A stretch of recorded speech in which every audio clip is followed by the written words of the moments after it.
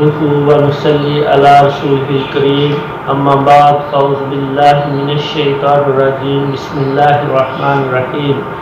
ناظرین، میں ہوں حکیم رانا ڈاکٹر پروفیسر محمد عارف۔ ناظرین، آج کی جو ویڈیو ہے یہ بڑی قیمتی ہے اور شیطان بڑی کوشش کرے گا کہ آپ یہ ویڈیو جو ہے وہ مکمل طور پر نہ سنیں، لیکن ناظرین آپ نے شیطان کی کوشش کو ناکام بناتے ہوئے یہ دینی اور اسلامی ویڈیو جو ہے یہ آپ نے مکمل طور پر اس کو سننا ہے اور پھر دوسرے لوگوں کو بھی یہ ویڈیو جو ہے وہ شیئر کرنی ہے اور ان کو بتانا ہے، تاکہ صحیح مسلم کی حدیث کے مطابق آج کی ویڈیو جو ہے وہ تیار کی جائے گی۔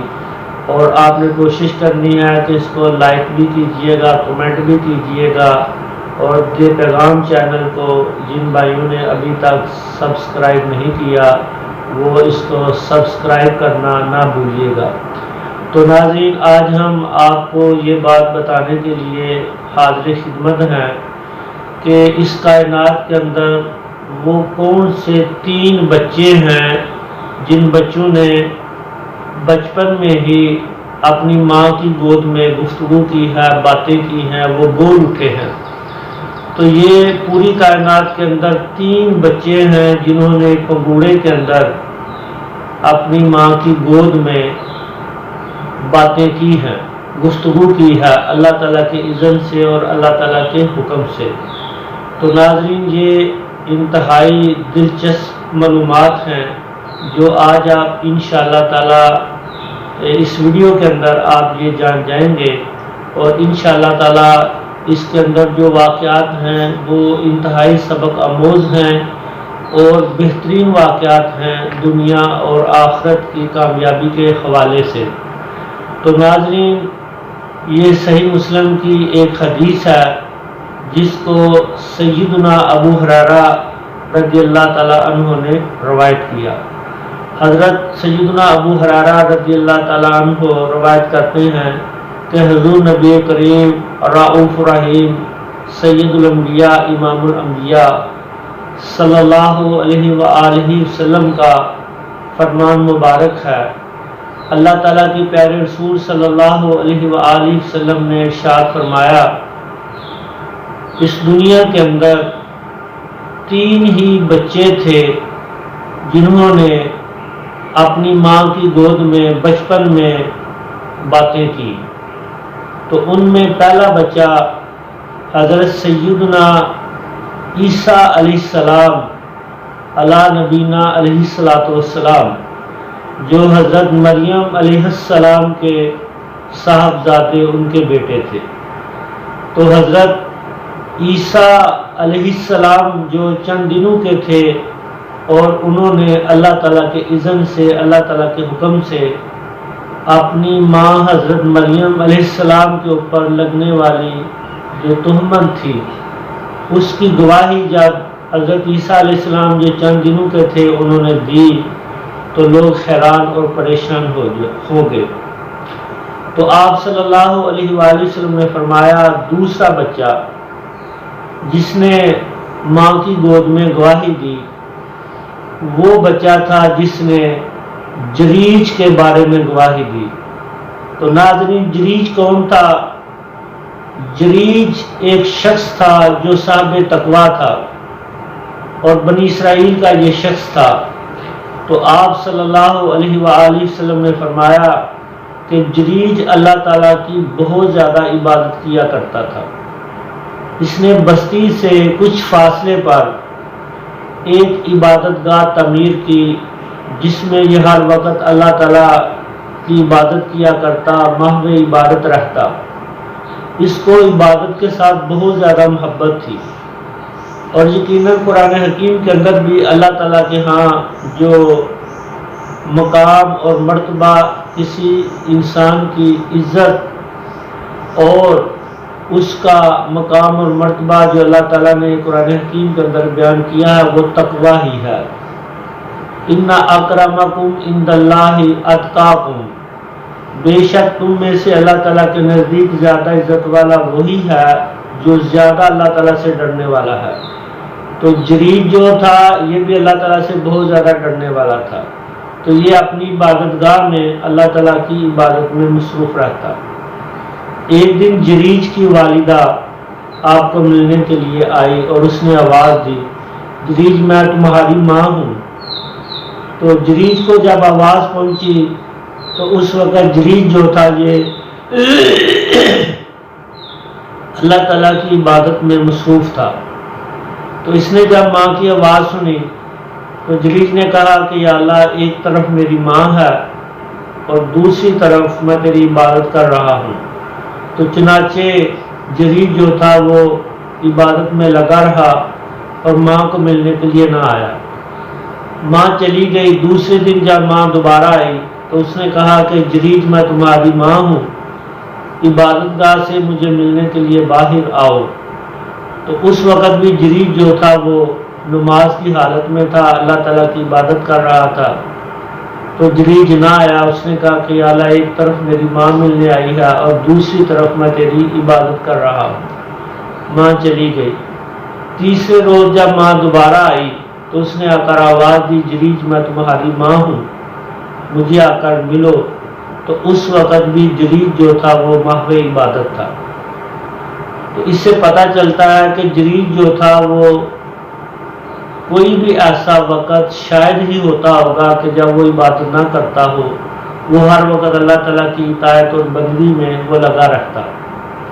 تو ماں ناراض ہو گئی۔ ماں نے کہا کہ اس وقت تک تمہاری جریج موت نہ آئے جب تک تو بدکار عورتوں کا منہ نہ دیکھ لے۔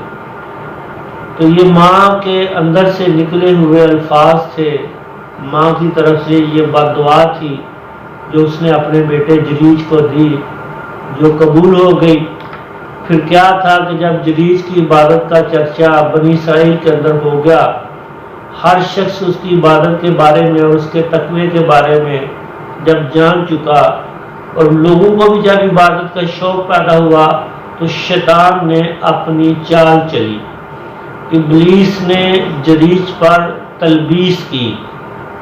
اس نے یہ چال چلی کہ کسی طرح جریج جو ہے یہ دنیا کے اندر رسوا ہو جائے، اس کی عزت جو ہے وہ خاک میں مل جائے، کیونکہ جو عبادت کرنے والا ہے وہ شیطان کو اچھا نہیں لگتا۔ جو اللہ تعالیٰ کے احکامات پر عمل کرنے والا ہے، وہ شخص ہو، مرد ہو یا عورت ہو، بچہ ہو یا نوجوان ہو، بوڑھا ہو، کسی بھی عمر کا کوئی انسان ہو، تو وہ عبادت کرنے والا ہو، صاحب تقویٰ ہو، تو شیطان کو وہ شخص جو ہے وہ بہت برا لگتا ہے۔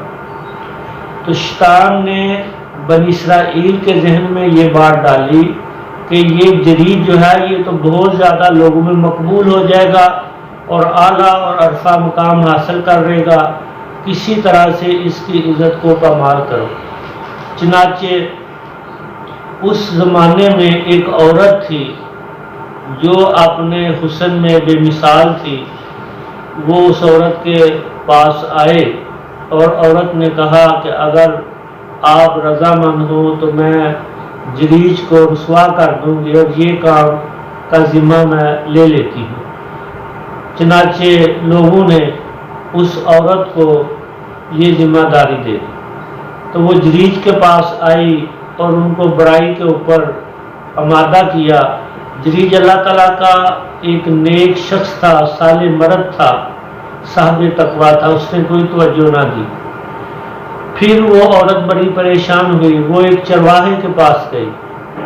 وہ چرواہا جو جریج کا دوست تھا، شدید دھوپ اور بارش کے موسم میں وہ جریج کے جو اس کا گھر تھا، جریج کا جو عبادت خانہ تھا، تو وہ دھوپ میں اور بارش میں جریج کے پاس آ کر وہ جو چرواہا تھا وہ پناہ لیا کرتا تھا۔ تو ناظرین، وہ عورت اس چرواہے کے پاس گئی اور اس نے اپنا آپ اس کو پیش کیا، تو چرواہے نے اس عورت سے بدفعلی کی، بدکاری کی۔ تو جو بچہ پیدا ہوا تو وہ عورت جو تھی اس نے شور ڈال دیا، لوگوں میں اس نے یہ بات مشہور کر دی کہ یہ جریج کا بچہ ہے۔ چنانچہ لوگ طیش میں آ گئے، غصے میں آ گئے، شیطان کی چال چل گئی، شیطان کا عمل پورا ہو گیا۔ لوگوں نے جریج کے اوپر حملہ کر دیا اور اس کی عبادت گاہ کو ناظرین جریج نے توڑ دیا، جریج کی عبادت گاہ کو لوگوں نے توڑ دیا۔ اور جریج کو مارنے کے لیے جب لوگ جمع ہو گئے تو وہ جریج کو مارتے تھے، اور جریج یہ کہتا تھا، کیا لوگوں بتاؤ میرا کیا قصور ہے، آپ لوگ مجھے کیوں مارتے ہیں؟ تب لوگوں نے بتایا کہ اس عورت سے آپ نے برا فعل کیا اور یہ بچہ تمہارا ہے۔ تو جریج نے کہا کہ اس بچے کو حاضر کرو، اس بچے کو لے کر آؤ۔ جب اس بچے کو حاضر کیا گیا تو آپ صلی اللہ علیہ وآلہ وسلم نے فرمایا کہ جریج نے کہا، اے لوگوں ٹھہر جاؤ، پہلے میں نماز پڑھ لوں، اللہ تعالیٰ کی عبادت کر لوں۔ چنانچہ جریج نے نماز پڑھی، اللہ تعالیٰ کی عبادت کی، پھر وہ اس بچے کے پاس آیا اور اپنی شہادت کی انگلی اس نے اس بچے کے پیٹ کے اوپر رکھی اور پیٹ کے اوپر رکھ کر کہا کہ بتاؤ تمہارا باپ کون ہے؟ تو وہ چند دنوں کا بچہ وہ بول اٹھا اور اس نے باتیں کی۔ لوگ حیران رہ گئے کہ اتنا چھوٹا بچہ جو ہے وہ کیسے گفتگو کر سکتا ہے، کیسے بات چیت کر سکتا ہے۔ تو وہ بچہ بول اٹھا، اس نے کہا کہ میرا باپ جو ہے یہ چرواہا ہے، یہ میرا باپ ہے۔ تو جریج کے بارے میں جب بچے نے گواہی دی تو لوگوں کے اوپر جریج کا مقام اور مرتبہ واضح ہو گیا۔ جریج کے لیے اللہ تعالیٰ کی غیبی مدد آ گئی، تو وہ جریج کو لوگ محبت کرنے لگے، اس کے ہاتھ چومتے تھے، اس کا چہرہ چومتے تھے اور اس کے جسم کو لوگ ہاتھ لگاتے تھے برکت حاصل کرنے کے لیے۔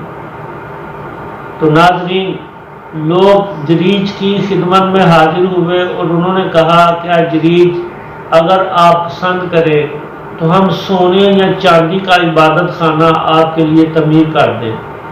تو جریج نے سونے اور چاندی کو ٹھکراتے ہوئے کہا کہ مجھے اس کی ضرورت نہیں ہے، آپ مٹی سے ہی میرا عبادت خانہ دوبارہ تعمیر کر لیں۔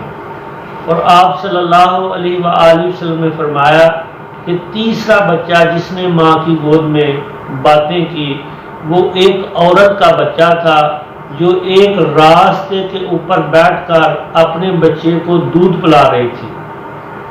بس اسی اثنا میں جب وہ عورت اپنے بچے کو دودھ پلا رہی تھی تو ایک شخص سواری پر سوار، عالی شان سواری تھی، اس نے بڑا اچھا لباس پہنا ہوا تھا اور دیکھنے سے لگتا تھا کہ یہ شخص بہت بڑا تاجر ہے، بڑا امیر اور کبیر انسان ہے۔ تو جب